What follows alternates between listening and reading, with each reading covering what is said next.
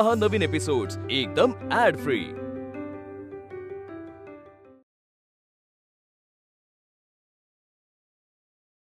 ज्याप्रमाणे एखाद्या झाडाला त्याच्या वाढीसाठी पाण्याची गरज असते, त्याप्रमाणे तुमच्या विचारांना देखील प्रसारित होण्याची गरज असते, नाहीतर दोघेही सुकून जातील, मरून जातील। बाबा, आपली जात काय?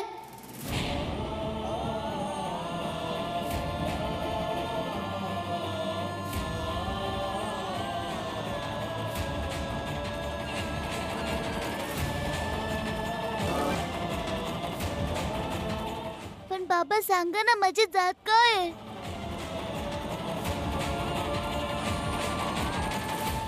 त्या नाव्यानं म्हशीचे केस भादरले, पण माझे केस कापायला नाही म्हणला आणि म्हणाला की जाऊन तुझ्या बापाला विचार।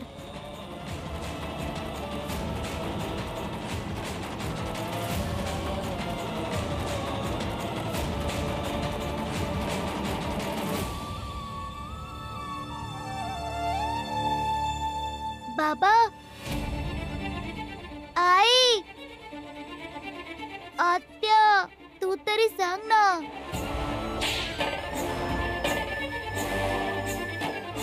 माझी जात कुठली आहे? अरे भीमबाळा, न्हाव्याने असंच म्हटलं असेल। ते म्हशीचे केस कापायचं जास्त पैसे मिळतात ना, म्हणून त्यानं जातीपातीचं खोटं नाटक केलं असेल। पण काही हरकत नाही, आपण तुझे केस दुसऱ्या कोणाकडून तरी कापू। हा, चल। नाही बाबा, मला कुठे नाही जायचं, आधी मला सांगा माझी जात कुठली आहे।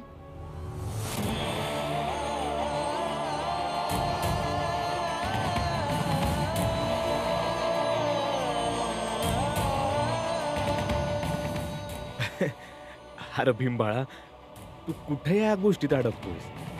अरे जातपात काय नसतं रे बाबा। असतंय भीमा।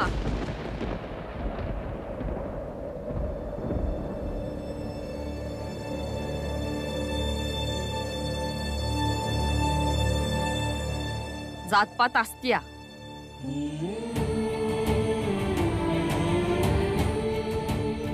हे भीमाबाई, तू सांगून टाका ना त्याला, सांगा ना त्याला त्यो कोणत्या जातीचा आहे ते एकदा सांगून टाकलं ना, मग समजून जाईल, परत विचारणार नाही त्यो। भीमाबाई, तू जरा शांत बस ना। अगं तो अजून लहान आहे, त्याला काय कळतंय त्यातलं? का नाही कळायचं त्याला? नीट समजावलं तर समजेल त्याला। वहिनी, राहू दे की ग। ताई, कसं सोडून देऊ? ही गोष्ट भीमाला सांगणं जरुरी आहे, आणि हे नाही समजवणार तर कोण समजवणार? अगं काय समजू आणि कसं समजावू?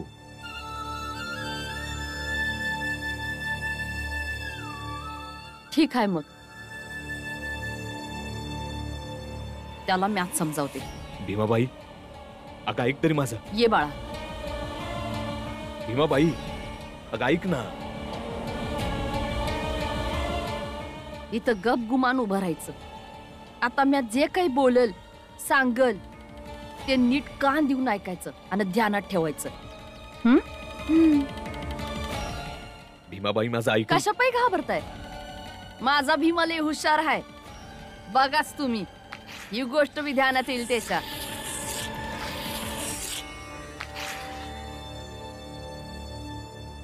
भीमा, यो गोल रिंगण म्हणजे समदा समाज आहे। हा, इथे आपण समधे राहतो, आपले शेजारी पाजारी, वाडी वस्ती समधे इथेच राहतात।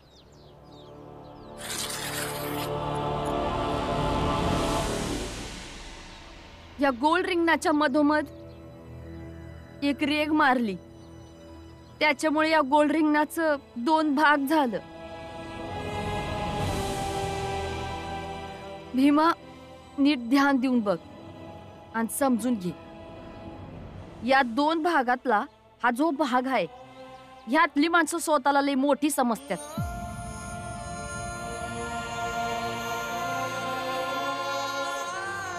ह्या भागात तुझी शाळा आहे, न्हाव्याचं दुकान आहे, एवढंच नाही तर तो समोरचा चायवाला बी आहे। यात समधी लोक आहेत।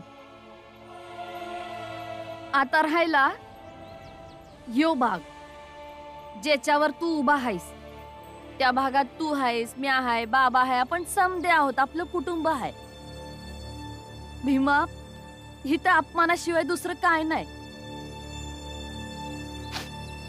या भागातल्या लोकांचा ही मोठी लोक लय द्वेष करतात.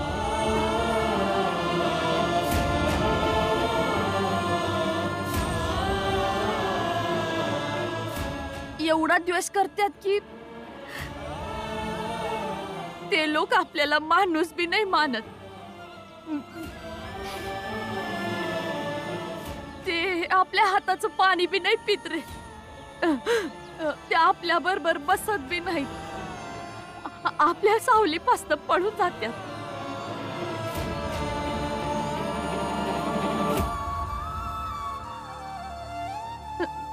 मला नाही ठाव ही रे सगळ्यात पहिला कुणी मारली, पर हेच सत्य आहे बघ. आता समजलं आपली जात कुठली आहे ती.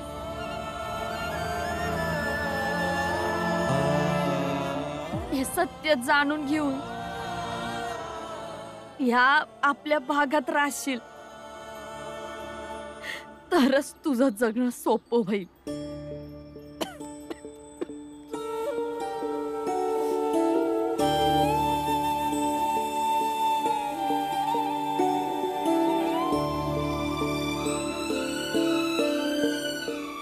एकदा बघ आणि समजून घे.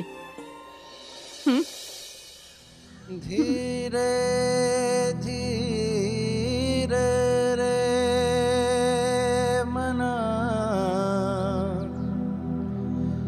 धीरे सब कुछ हो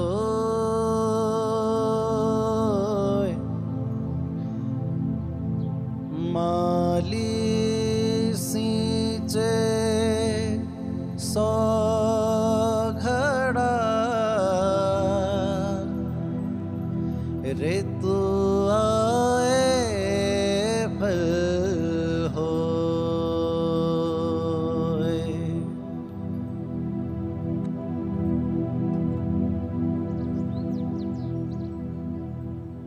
बाबा, आपण ह्या भागात आहे म्हणून मला या शाळेतनं काढलं जात आहे. आपण या भागात आहे म्हणून मला शाळेत वेगळं बसायला लागतंय. आपण या भागात आहे म्हणून मला शिपाई मामा नीट पाणी बी पाजत नव्हते. आपण या भागात आहे म्हणून शिपाई मामा मला म्हणत होते की पाणी प्यायचं असेल तर स्वतःचा पेला घेऊन ये. मी आता शाळेत नाही जाणार. मी आता माझे केस आणि नख कापायला बी कुठल्या न्हाव्याकडे नाही जाणार. जर माझ्या जाण्यामुळं, शिवण्यामुळं, बसण्यामुळं एखाद्याला त्रास होत असेल तर मी उगा कोणाला त्रास का देऊ. हे बघ बाळा, असं नाही म्हणायचं. आईचं म्हणणं तू ऐकलंस, आता तुझ्या बाबाचं म्हणणं ऐक. तू शाळेला जायचं. लोक तुला काय बी म्हणू देत, तुझ्यापासनं किती बी पळू देत, त्याच्यामुळे तुला काय बी फरक नाही पडला पाहिजे. तुला शिकून सवरून एवढं मोठं व्हायचंय. प्रत्येक न्हाव्यानं तुझं केस कापलं पाहिजे. प्रत्येक माणूस तुझ्या बरोबर बसला पाहिजे. प्रत्येक माणसानं तुला स्पर्श केल्यावर त्याला गर्व झाला पाहिजे. बाळा, एक गोष्ट कायमची लक्षात ठेव. समदे आपल्या भागात राहून जगायचं म्हणून आपलं आयुष्य जगत्यात, पर दुनिया त्याला सलाम करती जो आपली सीमा ओलांडून पुढे जायचा प्रयत्न करतो. तू बी ही रेख तवाच मिटवू शकशील जेव्हा कुठल्या बी गोष्टीची पर्वा न करता शिकशील आणि ज्ञान मिळवशील. माणसाची जेव्हा प्रतिष्ठा मोठी होते तेव्हा बाकी समध्या गोष्टी आपोआप लहान होतात बघ.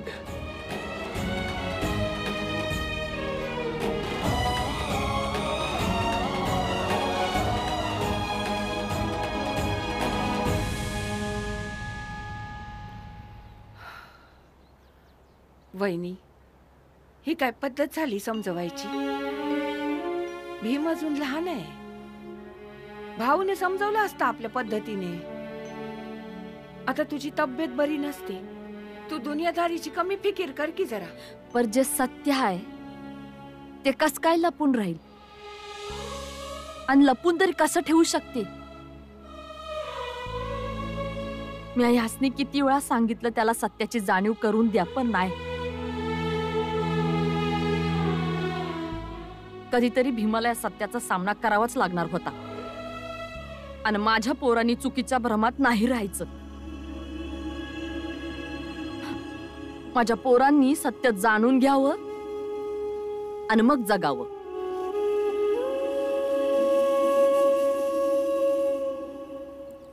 आई, हा?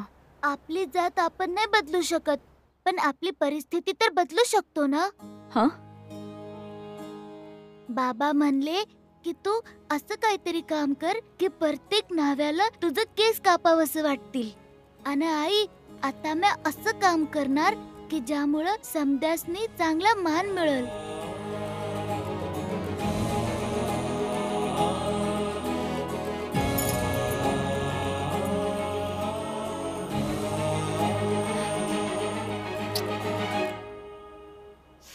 माझा आशीर्वाद आहे, तुझी इच्छा नक्कीच पूर्ण होईल. ये बाळा, ये माझ्या मांडीवर बस.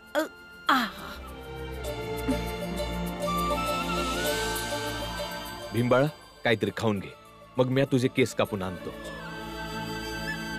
बाबा, मी कापते की भीमाचे केस? ताईचे केस बी मीच कापते, हो की नाही ताई? याचे बी कापेन की. ये बघू भीम. वय बाबा, चांगले कापते.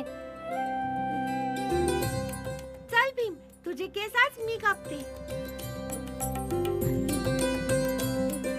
भीम, तू हिच्यावर विश्वास नको ठेवूस. ही काय नावी थोडीच आहे. हिला कुठे केस कापता येतात. हिने केसांच्या जागी कान कापला तर? इतकी बी येडी नाहीये मी की केसांच्या जागी कान कापेन. कैची चालवायचे, इंग्रजांची तोफ नाही. चल भीम, छान कापते. चल आता तूच बघ भीम.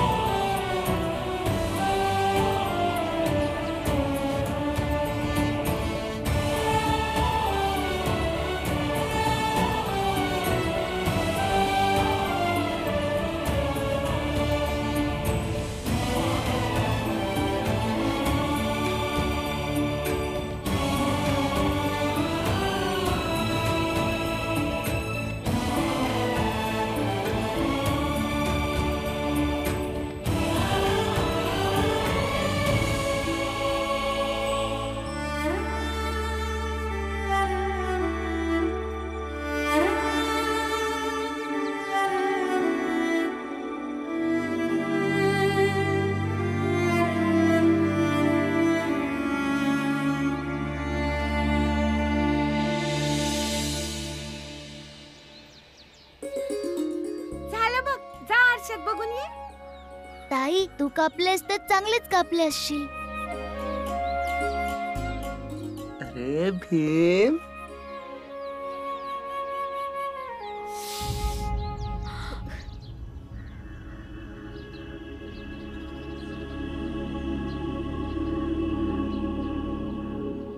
प्रगत, तुळसा, कसं केस कापत होतीस? आता बघ, त्याला लागलं ना.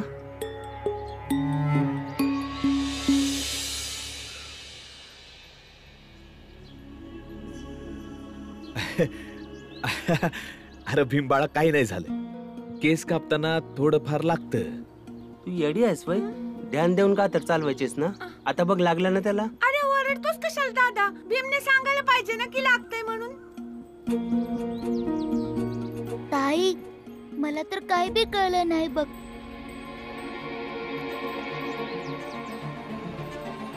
त्या नाव्याच्या बोलण्यापुढं ही जखम काहीच नाही.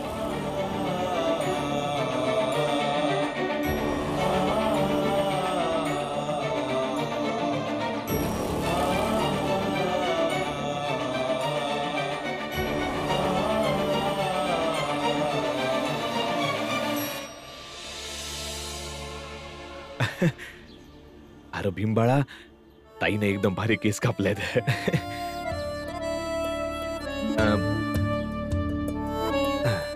हे घे आणि तुझ्या ताईला दे. तिनं मेहनत घेतली, मग त्याचा मोबदला तर मिळालाच पाहिजे. हा दे. नाही, मला मोबदला नकोय. जर काही द्यायचंच असेल तर वचन दे. जोवर मी तुझ्या संग आहे तोवर तुझे केस मीच कापणार आणि शाळेत जे शिकशील ते तू आम्हाला शिकवायचं, हाय ना ताई? ठीक आहे ताई, मी वचन देतो. आता तुम्हा भावंडांचा सौदा झालाच आहे, तर मग ठीक आहे. जो मोबदला वाचल तो तुझ्या लग्नात खर्चून टाकूया. हा? बाबा,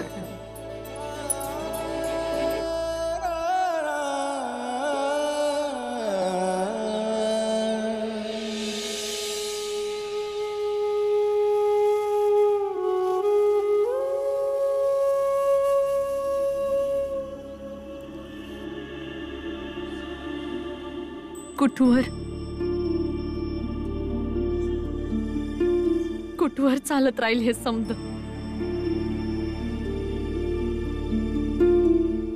हो नाही.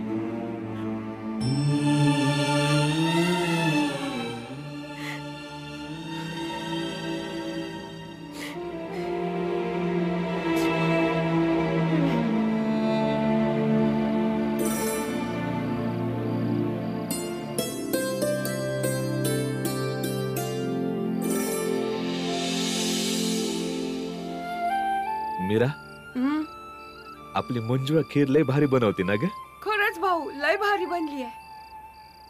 बाबा, समजा ताईने नाही, मी अभी मदत केली आहे. होय होय, का नाही? चोलीत लाकडं घालायला केले की. अरे पण ते बी कामच आहे की. ऐकलं ताई? चुलीत लाकडं घालणं बी कामच आहे. होय होय, ठाव हाय.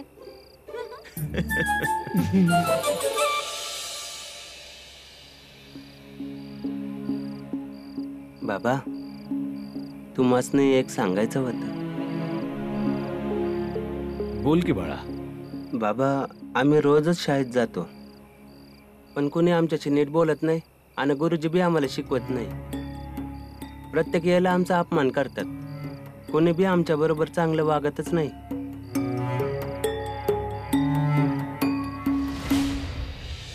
आणि म्हणून मी विचार केलाय की हे शाळा वगैरे सोडून कामधंदा करावा.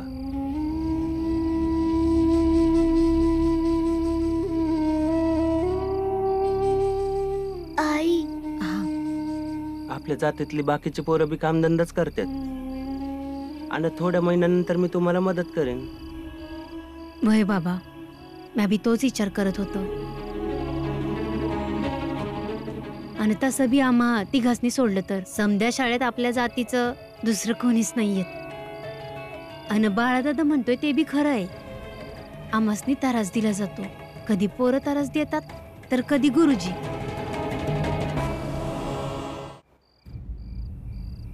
काय बोलताय तुम्ही दोघं? नाही, थांब तू. दोघांना बोलू देत.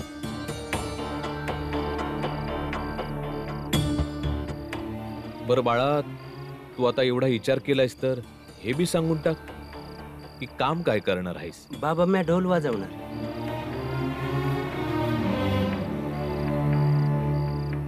आपल्या जातीतले समजे लोक हेच करतात. मी तर काही लोकांना विचारून बी ठेवलंय आणि ते म्हणत होते की 10-12 दिवसात चांगलं ढोल वाजवता येईल.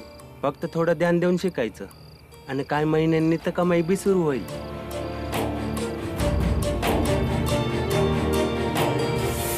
नाही नाही, म्या नाही वाजवणार तो ढोलबिल. मला नाही आवडत ते टोपी घालून वाजवणं. म्या दुसरं काम करीन. असं का? मग तू काय काम करणार? हा बाबा, म्या तो बाहेरचा चायवाला आहे ना, त्याच्या अगदी समोर माझं दुकान घालणार.